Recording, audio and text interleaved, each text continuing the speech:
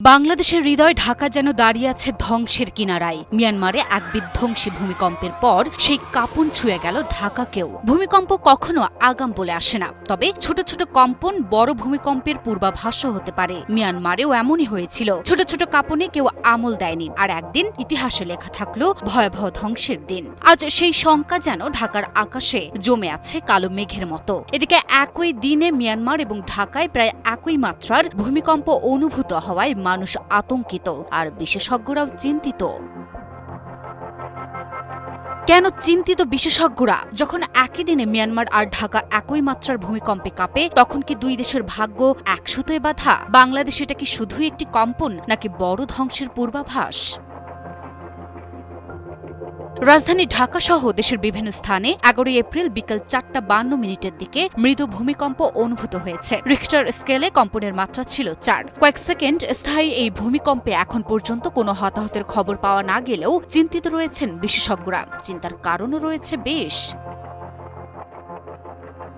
European Mediterranean seismological সেন্টারের তথ্য মতে ভূমিকম্পের উৎপত্তিস্থল ছিল বাংলাদেশ ভারত সীমান্তে। ভূমিকম্পটির কেন্দ্র ছিল ভারতের আগরতলা শহর থেকে 26 কিলোমিটার উত্তরে এবং বাংলাদেশের কুমিল্লা শহর থেকে প্রায় 68 কিলোমিটার উত্তরে। এর গভীরতা ছিল 10 কিলোমিটার। এদিকে ঢাকার পাশাপাশি মিয়ানমারেও একই দিনে ঠিক 10 কিলোমিটার গভীরে 4.1 মাত্রার ভূমিকম্প অনুভূত হয়। বাংলাদেশের ভূমিকম্পটি ভূপৃষ্ঠ থেকে মাত্র 10 কিলোমিটার গভীরে হওয়ায় এ নিয়ে কিছুটা চিন্তিত সবাই।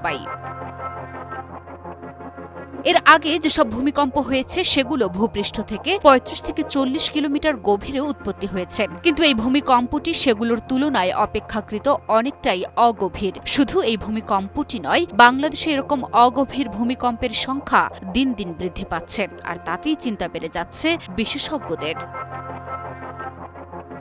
এর আগে গত 28 মার্চ 7.7 মাত্রার মহাশক্তিশালী ভূমিকম্পে কেঁপে ওঠে মিয়ানমার। এরপর আরেকটি বড় ভূমিকম্প আঘাত হানে দেশটিতে এক শতাব্দীর বেশি সময়ের মধ্যে আঘাত হানা সবচেয়ে শক্তিশালী ভূমিকম্পে শত শত বছরের প্রাচীন গির্জা ও আধুনিক ভবনও ধসে যায়। শক্তিশালী এই ভূমিকম্পে 3600 জনেরও বেশি মানুষ নিহত হয়েছেন, আহত হয়েছেন 5000-এরও বেশি।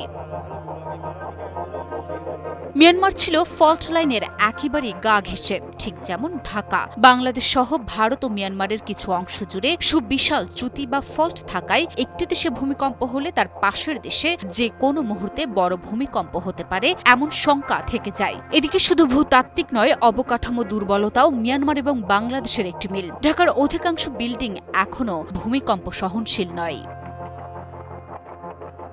পুরান ঢাকার ঘিঞ্জি এলাকায় যদি মাঝারি মাত্রার ভূমিকম্পও হয়, প্রভাব হতে পারে ভয়াবহ। বিশেষজ্ঞদের হিসেব অনুযায়ী বাংলাদেশে 8 মাত্রা বা তার চেয়ে বড় ধরনের ভূমিকম্প হওয়ার সম্ভাবনা রয়েছে। সেরকম ভূমিকম্প হলে ঢাকা শহরের অন্তত 6000 ভবন সম্পূর্ণ ধ্বংস হয়ে যাবে, প্রাণহানি হবে অন্তত 3 লাখ মানুষের, এমন আশঙ্কা বিশেষজ্ঞদের।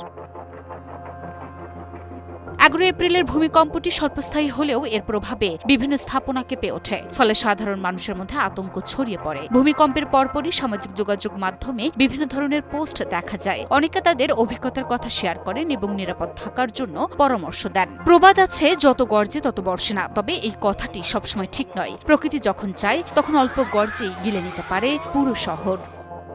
Desk report, news 24।